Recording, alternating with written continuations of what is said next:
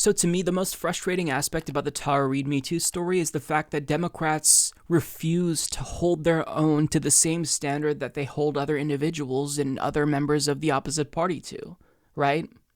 But there are some who have been admittedly more consistent than the others, like Kirsten Gillibrand, because even if she is a corporate Democrat, she's a neoliberal, she has been admirably consistent when it comes to the Me Too movement, right?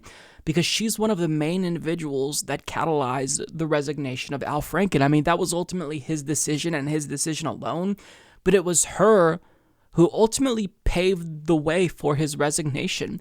And she stood by that, right? Not only was she the first female senator from the Democratic Party to call on him to resign, but she then stated that she had absolutely no regrets about doing so, and she later defended her decision after she received criticism. And for those of you who need a refresher, Al Franken was forced to resign for being accused of doing less than Joe Biden.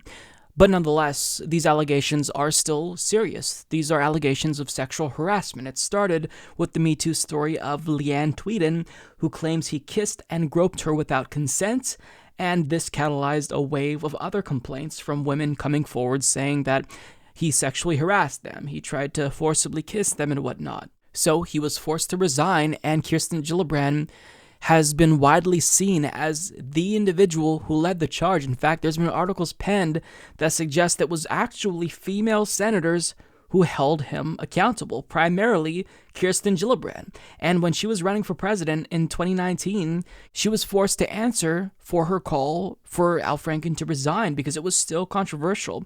And this was the statement that she put out: 8 credible allegations of sexual harassment, 2 since he was elected senator, and 1 from a congressional staffer. That is not too high a standard regardless of how the Republican Party handles this behavior, and worse.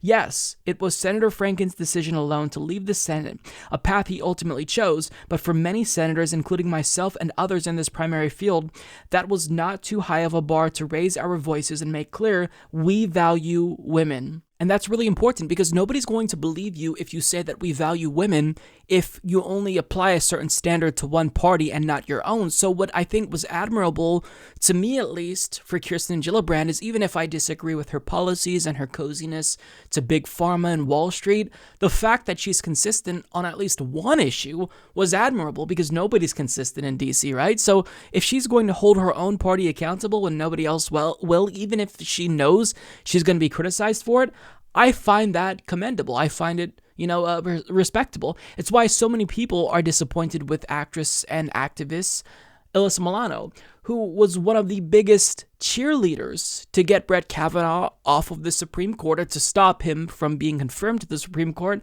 And when it comes to Joe Biden, all of a sudden she has a different standard. She's saying that people are trying to weaponize Tara Reade's Me Too story against Joe Biden, and now she's softening the rhetoric that she uses to talk about Tara Reade's story, but nonetheless, she already proved to be a hypocrite. But Kirsten Gillibrand, she was going to be different, right? I mean, look at what she said about Dr. Christine Blasey Ford when she came out with allegations against Brett Kavanaugh.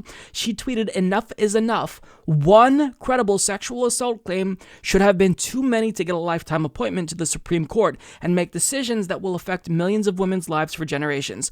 2 is an embarrassment. It's time for a new nominee." Now, coming from the person who pressured her own colleague, a fellow Democrat, to resign, this actually meant something, right? It meant something because she wasn't just saying that because Brett Kavanaugh is a Republican playing for the opposite team. She respects women.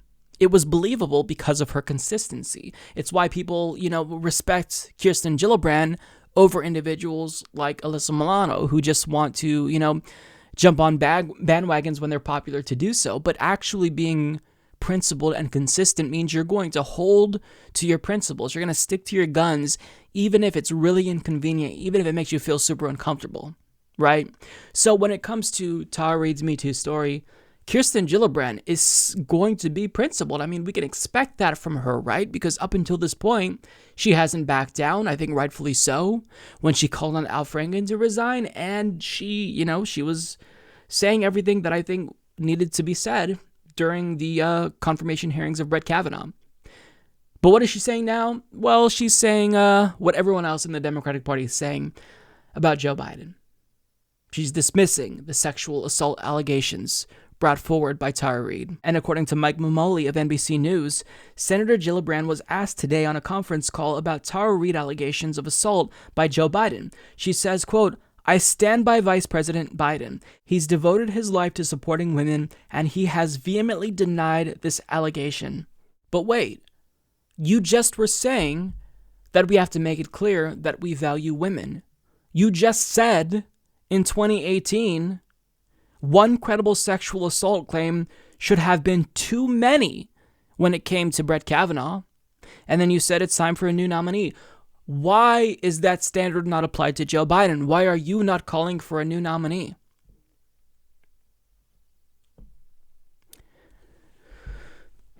This is why nobody takes either party seriously, because they stand for nothing. They stand for nothing. What did Republicans say? Oh, well, we shouldn't believe Deborah Miller and Christine Blasey Ford because Democrats are just weaponizing this to stop him from getting on the Supreme Court because they don't agree with him politically. And Democrats, activists like Alyssa Milano, senators like Kirsten Gillibrand, they were right to say that's incorrect. Simone Sanders, who now works for Joe Biden, even said, women have nothing to gain and everything to lose when they come out because, look at what happened to Dr. Christine Blasey Ford. Her life was ruined because of this. But now, it's okay because it's Joe Biden. They stand for nothing. They stand for absolutely nothing. And, the problem is that we don't expect Democrats to be progressive at all when it comes to economic issues. But on social issues, that's the one grab that they have. That's the one thing that they use to draw in the left to get them to vote for them. Because they're better than Republicans when it comes to social issues, women's issues, LGBTQ issues. But here they are, abandoning it the first moment it becomes convenient. Now, look, maybe it's the case that Kirsten Gillibrand listened to Tara Reid's story. Maybe she, did a lot of research and she just genuinely doesn't believe Tara Reid. Okay, that's fair enough. That's fine. That's fine. But you had a really, really high standard for Brett Kavanaugh. You had a really high standard for Al Franken, and I think rightfully so. So forgive me if it doesn't necessarily seem like you're applying that same standard to Joe Biden when Tara Reid now has more evidence to back up her claims than Dr. Christine Blasey Ford had to back up the claims that Brett Kavanaugh raped her when they were young. And the difference is that they were both young at a party, whereas Joe Biden was in a position of power and influence when he allegedly sexually assaulted Tara Reid. So if anything, it seems like Joe Biden met that standard easily with the Lucy Flores story, right? But now, with the Tara Reid story, this should be enough theoretically to put this over the top. It should not even be debatable for someone like Kirsten Gillibrand. But again, never expect Democrats to hold true to their values or remain principled, because they are going to disappoint you. Now, look, am I surprised? Am I going to feign outrage at the fact that Kirsten Gillibrand isn't being consistent? No, I'm not. This is exactly what I expected from her. It's exactly what I expected from her, because she arguably was damaged running for president because she called on Al Franken to resign. There were individuals who were critical of her and they thought that she was too harsh. So knowing that, keeping that in the back of her mind, maybe she's scarred from that. Maybe she doesn't want to go down that route and damage someone running for, the highest office in the land, because she does want to be president. She ran for president. I don't know what this is, but it's frustrating because at some point, Democrats have to have a backbone. They have to be able to hold their own accountable. And I don't necessarily expect individuals like Kirsten Gillibrand to be consistent, but what I will say is that I am disappointed, admittedly, that more members of the left aren't speaking out against this. Why isn't Bernie talking about this more? Why isn't Ilhan Omar talking about this more? I mean, it's not like, this is going to help Bernie Sanders get elected. Now there's no fears that we're trying to weaponize this story against Joe Biden. We obviously don't want Donald Trump to get elected, but we have to talk about this because we can't be hacks. We have to remain consistent if we want to be taken seriously when we say that we value women. But I mean, it's frustrating because nobody seems to stand for anything. So the left stands alone in trying to be principled again. And now, if, allegations come up against a Republican, nobody's going to believe Democrats. Nobody is going to believe Democrats now.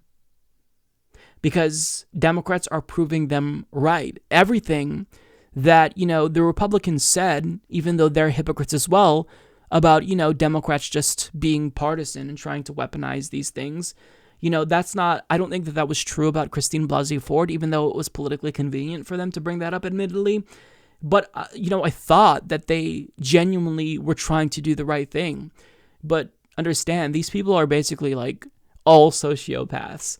They don't believe in anything. They just are all about power. And they're not going to do anything to jeopardize power and power structures, which is why we're seeing, widespread silence from Democratic leadership on this issue. It's why we're seeing so many people who were, leaders in the Me Too movement who led the charge back down when it comes to Joe Biden.